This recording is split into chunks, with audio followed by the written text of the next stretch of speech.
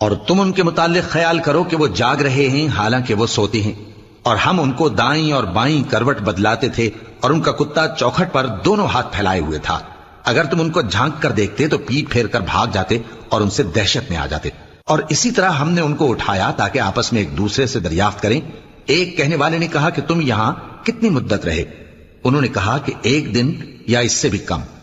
انہوں نے کہا کہ جتنی مدت تم رہے ہو تمہارا پروردگار ہی اس کو خوب جانتا ہے، تو اپنے میں سے کسی کو یہ روپیہ دے کر شہر بھیجو، وہ دیکھے کہ نفیس کھانا کون سا ہے تو اس میں سے کھانا لے آئے، اور احتیاط سے آئے جائے اور تمہارا حال کسی کو نہ بتائے۔ اگر وہ تم پر دسترس پا لیں گے تو تمہیں سنسار کر دیں گے یا پھر اپنے مذہب میں داخل کر لیں گے، اور اس وقت تم کبھی فلاح نہیں پاؤ گے۔ اور اسی طرح ہم نے لوگوں کو ان کے حال سے خبردار کر دیا تاکہ وہ جانیں کہ اللہ کا وعدہ سچا ہے، اور یہ کہ قیامت جس کا وعدہ کیا جاتا ہے اس میں کچھ شک نہیں۔